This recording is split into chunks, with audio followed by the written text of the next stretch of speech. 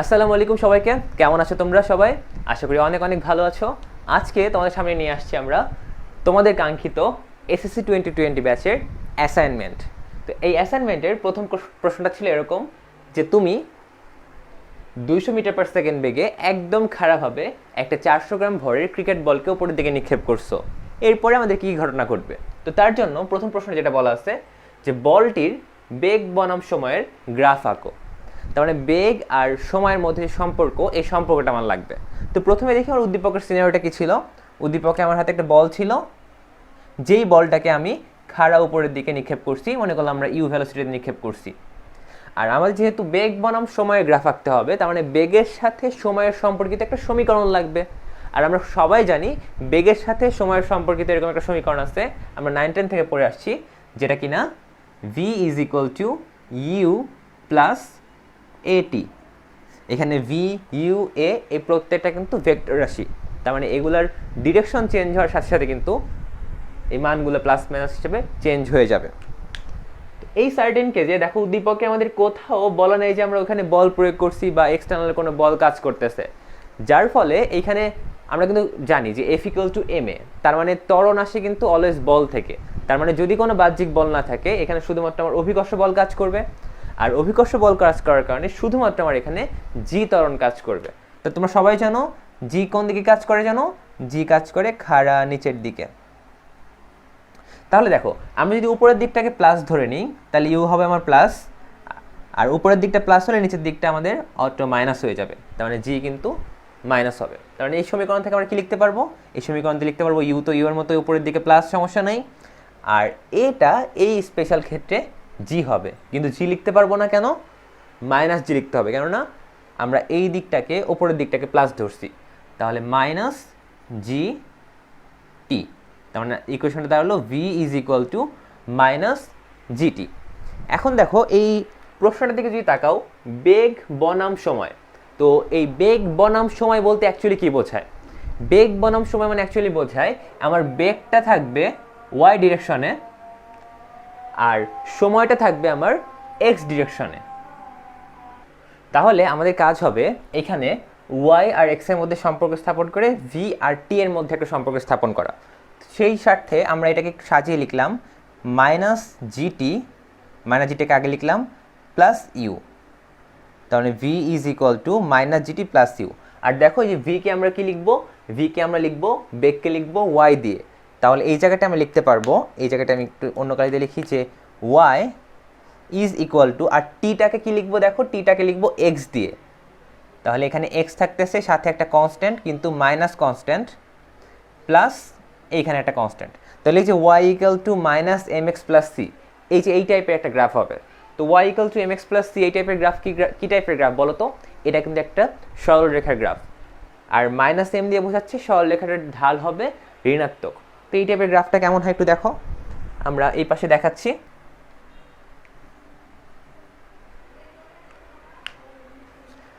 এই টাইপের গ্রাফটা যেটা হয়, আমাদের এই বরাবর নিচ্ছি আমি ভেলোসিটি, যেটাকে ওয়াই দিয়ে ডিনোট করতেছি, আর এই বরাবর নিচ্ছি আমরা টাইম, যেটাকে আমি এক্স দিয়ে ডিনোট করতেছি। তাহলে দেখো এই টাইপের গ্রাফ যেটা হয় যে ওয়াই অক্ষের ছেদাংশ থাকে আমার সি, তার মানে সি একটা ওয়াই অক্ষের ছেদাংশ থেকে এই রকম একটা গ্রাফ হয়। আমাদের ওয়াই অক্ষের ছেদাংশ এই অঙ্কটার জন্য, এই পার্টিকুলার অঙ্কটার জন্য দেখো এই সি এর মানটা হয় অ্যাকচুয়ালি ইউ, তার মানে এটা হলো আমাদের অ্যাকচুয়ালি ইউ। এই যে এই পোর্শনটুকু হলো আমাদের অ্যাকচুয়ালি ইউ, কিন্তু এই গ্রাফটা দেখো টি এর নেগেটিভ বরাবর যাবে না, যার কারণে আমাদের ওয়াই এর নেগেটিভ বরাবর এই গ্রাফের কোনো মান থাকবে না। সিমিলারলি সার্টেন একটা সময় পরে আমার ভ্যালোসিটি কমতে থাকে, দেখো যে ভ্যালোসিটি ঋণাত্মক প্রান্তে চলে গেছে। এই যে এটা যেহেতু নেগেটিভ ভি, তার মানে ভ্যালোসিটি আমাদের ঋণাত্মকে চলে গেছে। ভ্যালোসিটি ঋণাত্মক মানে বোঝাচ্ছে বস্তুটা উপরে যেয়ে আবার নিচে নামা শুরু করবে, তো ডিরেকশন চেঞ্জ হয়ে যাচ্ছে, যার কারণে ঋণাত্মক বোঝাচ্ছে। তো আমি সেটাও নিতে চাচ্ছি না, আমরা সর্বোচ্চ হাইট পর্যন্ত নিচ্ছি, যার ফলে এই অংশটুকু আমি মুছে দিচ্ছি। তাহলে এই যে আমি যে গ্রাফটা আঁকলাম, একটা স্ট্রেট লাইনের গ্রাফ, যার ঢাল কিনা দেখো, যার ঢাল কিনা এই যে এম এর সাথে কার তুলনা করতে পারবা? জি। যার ঢাল কিনা অভিকর্ষ ত্বরণ। তো ঢাল মানে কি জানো? পরিবর্তনের হার। এখানেও দেখো পরিবর্তনের হার, তাহলে এখানে কি হারে পরিবর্তন হচ্ছে? এখানে জি হারে পরিবর্তন হচ্ছে। কি পরিবর্তন হচ্ছে? ভেলোসিটি পরিবর্তন হচ্ছে। তাহলে জি হারে ভেলোসিটি পরিবর্তন হয়ে একসময় যে জিরো হয়ে যাচ্ছে, যেটা কিনা আমার ম্যাক্সিমাম হাইটে যে জিরো হয়। আশা করি গ্রাফটা খুব ভালো মতো বুঝতে পেরেছো। সেকেন্ড যে প্রশ্ন করা হয়েছে, দেখো গতিপথের সর্বোচ্চ বিন্দুতে বলটির বেগ কত। দেখো গতিপথের সর্বোচ্চ বিন্দু মানে এখানে বোঝাচ্ছে এই যে বলটাকে আমি নিক্ষেপ করছিলাম, সর্বোচ্চ বিন্দু মানে ম্যাক্সিমাম হাইটে যখন উঠবে। তাহলে একটা বস্তুকে যখন উপরের দিকে নিক্ষেপ করবা, ম্যাক্সিমাম হাইটে এসে কিন্তু এটার ভেলোসিটি জিরো হয়ে যায়।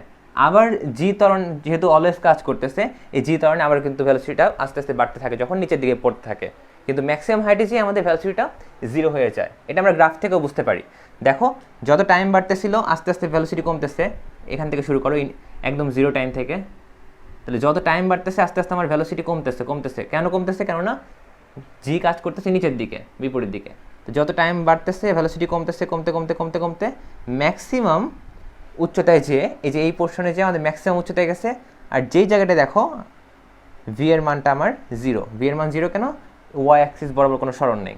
যেহেতু ওয়াই অ্যাক্সিস বরাবর সরণ নেই, তার মানে এই পোর্শনে আমাদের ভি এর মানটা কিন্তু জিরো। তার মানে আমি বলতে পারি যে সর্বোচ্চ উচ্চতায় বা সর্বোচ্চ বিন্দুতে বলটির যে ভেলোসিটি হবে, ভি এর মান হবে আমাদের জিরো।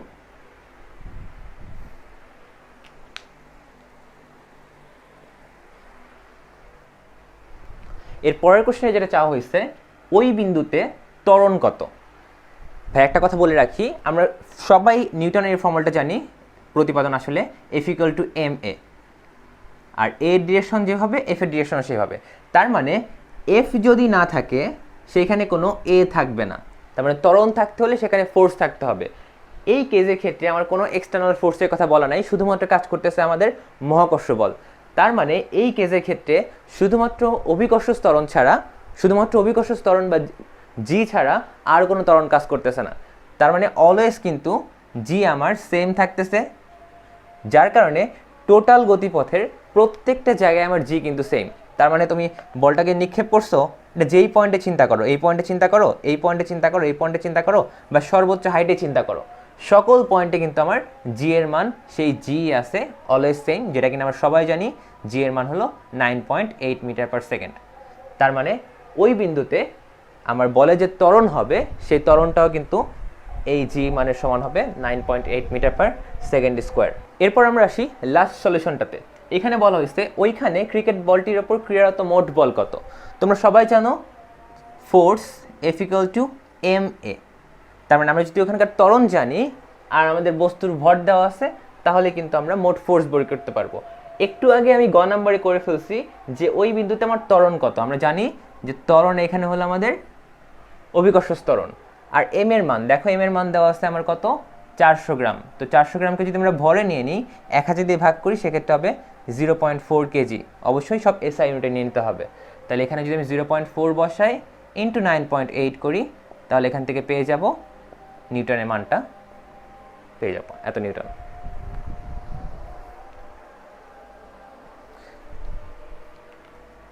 সেখান থেকে আমার মানটা আসে, যদি 0.4কে 9.8 দিয়ে গুণ করি, 3.92 নিউটন। অ্যাসাইনমেন্টের আরেকটা ম্যাথ হলো এই ম্যাথটা। এই ম্যাথটাকে অনেকে বলে সিস্টেমের অঙ্ক, অনেক সময় আমরা বলি কপি কলের অঙ্ক। তো যে অঙ্কেই হোক না কেন, এই ধরনের অঙ্কের আমাদের অ্যাপ্রোচ কিন্তু হয় আমাদের প্রত্যেকটা বস্তুর ইন্ডিভিজুয়ালি, ওই প্রত্যেকটা বস্তুর উপর ইন্ডিভিজুয়ালি কত কত ফোর্স কাজ করতে, সেই ফোর্সগুলো বের করতে হয়। আলটিমেটলি তার মাধ্যমে আমাদের প্রশ্নে যেটা চাওয়া হয় যে আমার টোটাল সিস্টেমের ত্বরণ কত, আর যে ইন্ডিভিজুয়ালি সুতাগুলো আছে, সুতা দিয়ে বাঁধা আছে বা বস্তু বাঁধা আছে, এই প্রত্যেকটার উপরে সুতার উপরে টান বল কত বা বস্তুর উপরে নিট ফোর্স কত, এই টাইপের যত বিষয়গুলো থাকে সব কিন্তু আমার এই টাইপের অঙ্কের মধ্যে ক্লিয়ার হয়ে যায়। তো এখানেও কিন্তু সিমিলার একটা অঙ্ক দেওয়া আছে, যে অঙ্কের উদ্দীপকের ইনফরমেশনগুলো আমি চিত্রায়িত করেছি তোমাদের সহজে বোঝানোর জন্য। যেমন এখানে বলা আছে একটা টেবিলের উপরে 1.5 কেজি ভরের একটা বস্তু রাখা আছে, যেই বস্তুটার সাথে একটা সুতা বাঁধা আছে দেখো, আর সুতাটা বলা আছে অপ্রসারণশীল, মানে এটার প্রসারণ হবে না চাপ পেল। আর এই অপ্রসারণশীল সুতার আরেক প্রান্তে আমার আরেকটা বস্তু ঝরানো আছে যার ভর কিনা 2 কেজি। তো আমরা যদি একটু চিন্তা করি যে এইটাকে যদি আমি নর্মালি রেখে দিই, তাহলে কি হবে, বস্তুটা আমার এই দিকে পড়া শুরু করবে, মানে 2 কেজি ভরের বস্তুটার দিকে এদিকে পড়া শুরু করবে। তার মানে এখান থেকে আমি বলতে পারি আমাদের যে অ্যাকচুয়ালি বস্তুটা পড়বে সেটা হলো এই দিকে পড়বে।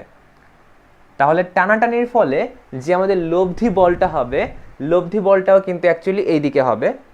আর লব্ধি বলটা যেহেতু এদিকে হবে, অ্যাকচুয়ালি আমার ত্বরণটাও কিন্তু এদিকে হবে, কারণ আমরা জানি যে আমাদের বল যেদিকে কাজ করে ত্বরণও কিন্তু সেই দিকেই কাজ করে। আচ্ছা, প্রথম কথা বলা হয়েছে ওই যে যেটাই বললাম যে ভরদ্বয়ের ত্বরণ কত, মানে প্রত্যেকটা ইন্ডিভিজুয়ালের ত্বরণ কত বা সিস্টেমের ত্বরণ কত, একই কথা। কেননা দেখো, যেহেতু দুইটা বস্তু বাধা আছে, তো এই বস্তুটা যত ত্বরণে নামবে এই বস্তুটাও কিন্তু সেম একই ত্বরণে নামবে। আর টোটাল সিস্টেম যদি চিন্তা করি, টোটাল সিস্টেমটাও আমার সেম ত্বরণেই নামবে, যেটাকে কিনা আমি ধরে নিলাম যে এইটা আমার এ ত্বরণে নামতেছে। তো এর জন্য আমাদের কী করতে হবে, প্রত্যেকটা বস্তুর উপর ইন্ডিভিজুয়ালি ফোর্স বের করতে হবে। প্রথমে আসো এই বস্তুর ক্ষেত্রে 1.5 কেজি বস্তুর ক্ষেত্রে। এই বস্তুর ক্ষেত্রে দেখো, আমার যেহেতু সুতা বাঁধা আছে এই কপি কলের সাথে, তো যখনই দেখবা যে কোনো একটা কিছু সুতা দিয়ে বাঁধা আছে বা ঝোলানো আছে, সেখানে অবশ্যই একটা বল কাজ করবে, যেটা কিনা বলি আমরা টান বল। আর যখনই টান বল বিষয়টা আসবে, অলওয়েজ মনে রাখবা টান বল সবসময় কাজ করে ঝুলন বিন্দুর দিকে। তো দেখো, এখানে আমি এই প্রথম বস্তুটাকে যদি চিন্তা করি, তাহলে এই সুতাটা বাঁধা আছে এখানে, তাহলে টান বল কাজ করবে ঝুলন বিন্দুর দিকে, এই যে এই বিন্দুর দিকে। এই বস্তুর ক্ষেত্রে M2 ভরের বস্তুর ক্ষেত্রে টান বল কাজ করবে এইদিকে। আর এখানে দেখো, আমাদের যে মেঝেতে রাখা আছে বস্তুটা, যে সারফেসে রাখা আছে, এর কিন্তু একটা ঘর্ষণ গুণাঙ্ক দেওয়া আছে, তার মানে অবশ্যই এখানে একটা ঘর্ষণ বলও কাজ করবে। আর তোমরা এটা জানো যে ঘর্ষণ বল সবসময় কাজ করে গতির বিপরীতে। বস্তুটা যেহেতু এদিকে যাচ্ছে, তার মানে ঘর্ষণ বল কাজ করবে আমার এই দিকে, যেটাকে আমি নাম দিচ্ছি Fk, আর এই টান বলের নাম দিলাম T। তাহলে কিন্তু প্রথম বস্তুর উপরে অ্যাকচুয়ালি কত কত ফোর্স কাজ করতেছে আমরা কিন্তু পেয়ে গেছি। আমাদের T ফোর্স কাজ করতেছে এইদিকে, আর Fk ফোর্স কাজ করতেছে এইদিকে। এখন আমরা দ্বিতীয় বস্তুটার ক্ষেত্রে আসি। দ্বিতীয় বস্তুর ক্ষেত্রে কি হচ্ছে, দ্বিতীয় বস্তুটার ক্ষেত্রেও দেখো ওই সেম একই কথা।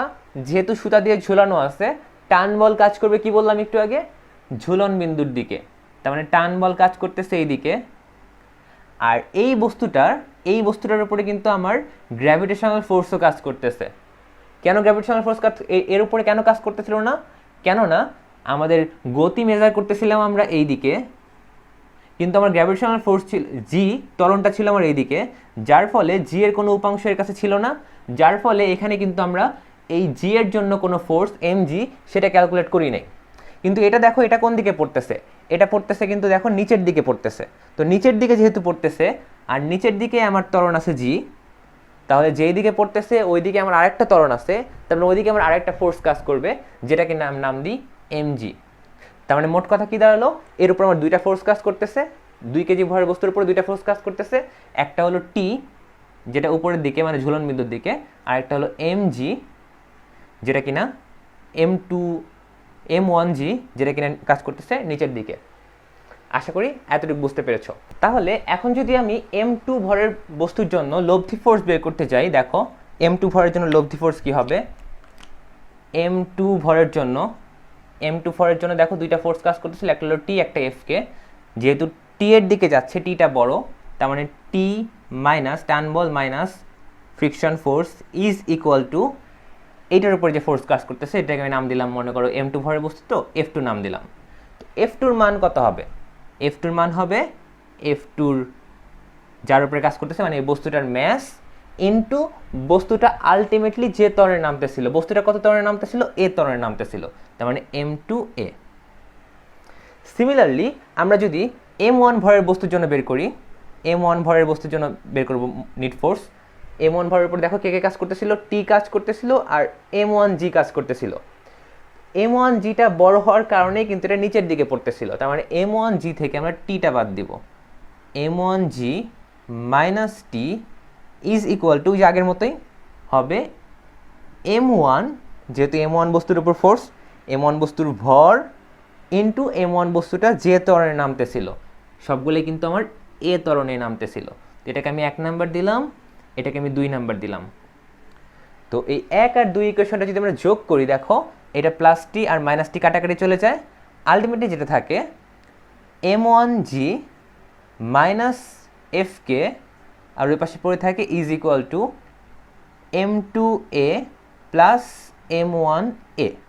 এখান থেকে যদি আমি a কে কমন নিয়ে নিই, তাহলে a ইকুয়াল টু আসবে M1g minus Fk divided by m1 plus m2। তাহলে এখানে কিন্তু সবগুলো মানই আমাদের জানা।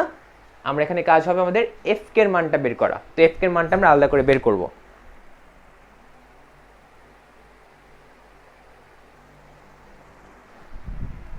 তো এফ কে মানে কি? এফ কে মানে ফ্রিকশন ফোর্স। আমরা কিন্তু নিউটনের বলবিদ্যা চ্যাপ্টারের প্রথমে পড়ে আসছি যে আমাদের ফ্রিকশন ফোর্স হয় ঘর্ষণ গুণাঙ্ক ইনটু প্রতিক্রিয়া বল। তো এই বস্তুটার ক্ষেত্রে, এই প্রথম বস্তুটার ক্ষেত্রে প্রতিক্রিয়া বল কত হবে? প্রথম বস্তুটার ওজন অ্যাকচুয়ালি যদি আমরা চিন্তা করি যে এর ম্যাস আছে m2, এটা g ত্বরণে এখানে ফোর্স দিচ্ছে, তাহলে প্রতিক্রিয়া বলটাও হবে, যেহেতু mg সে ফোর্স ভূমিকে দিচ্ছে, ভূমি থেকে তার প্রতিক্রিয়া বলও কিন্তু হবে mg পরিমাণ। m না তো অ্যাকচুয়ালি m2। তাহলে এখানে আমি লিখতে পারবো ঘর্ষণ গুণাঙ্ক ইনটু m2g। তাহলে এখান থেকে আমি ফ্রিকশন ফোর্সের মান পেয়ে যাব। এই ফ্রিকশন ফোর্সটার মান যদি আমরা এখানে বসিয়ে দিই আর বাকি মানগুলো যদি বসিয়ে ক্যালকুলেট করি, সেক্ষেত্রে এখানে যদি এফ এর মানটা বসাই, বাকি মানগুলো যদি বসিয়ে আমরা ক্যালকুলেট করি, দেখো আমি m1 এর মান জানি, m2 এর মান জানি, g এর মান জানি, f কে আমরা এখান থেকে পেয়ে যাব। এই মানগুলো এখানে বসিয়ে ফেললে আমরা অ্যান্সার যেটা পাবো সেটা হলো 4.76 মিটার পার সেকেন্ড স্কোয়ার। এটাই ছিল আমার প্রথম প্রশ্নের সলিউশন, যে ভরদ্বয়ের ত্বরণ কত হবে। এটা আমার এ এর মান, তার মানে এই বস্তুটাও আমার এই ত্বরণে নামতেছে, এই বস্তুটা আমার সেম ত্বরণে নামতেছে, ওভারঅল সিস্টেমটা আমার এই ত্বরণে নামতেছে। আশা করি বুঝতে পেরেছো। এরপর আমরা আসি এই প্রশ্নের সেকেন্ড প্রশ্নে, যে সুতাটি অপ্রসারণশীল না হলে তোমার উত্তরের কি পরিবর্তন হতো। তো সুতাটা যদি আমাদের অপ্রসারণশীল না হতো, সেক্ষেত্রে কিন্তু আমার এই টোটাল বলটাই এই বস্তুর উপর কাজ করতো না। কিছু পরিমাণ বলটা আমার সুতা প্রসারণ করতে যেয়ে চলে যেত, যার কারণে যেহেতু বলটা চেঞ্জ হয়ে যেত, আর তোমরা জানো বল যদি চেঞ্জ হয় সেক্ষেত্রে আমার ত্বরণটাও চেঞ্জ হয়ে যাবে। তার মানে আমি এখানে স্পষ্টতে বলতে পারি যে যদি সুতাটা আমাদের অপ্রসারণশীল না হতো, তাহলে কিন্তু আমার ত্বরণটা আগের মতো থাকতো না, ত্বরণটা আমার চেঞ্জ হয়ে যেত। এরপর আসে আমাদের সেকেন্ড প্রশ্নে, সুতার টান কত। তো দেখো তোমরা একটু আগে এর মান পেয়েছো, এর মান পেয়েছো কত? 4.76 মিটার পার সেকেন্ড স্কোয়ার। তো এই এর মানটা যদি তোমরা এই ইকুয়েশনে বসিয়ে দাও, তাহলে কিন্তু তুমি টি এর মানটা পেয়ে যাবা। তাহলে টি ইকুয়াল টু কত আসতেছে দেখো, টি ইকুয়াল টু আসবে m1g মাইনাস m1a। তাহলে দেখো তুমি m1 এর মান জানো, g এর মান জানো, a এর মান জানো, এখান থেকে কিন্তু মানগুলো বসিয়ে খুব সহজে ক্যালকুলেট করে ফেলতে পারবে। এখান থেকে আমার যে মানটা আসবে সেটা হলো 10.08 নিউটন।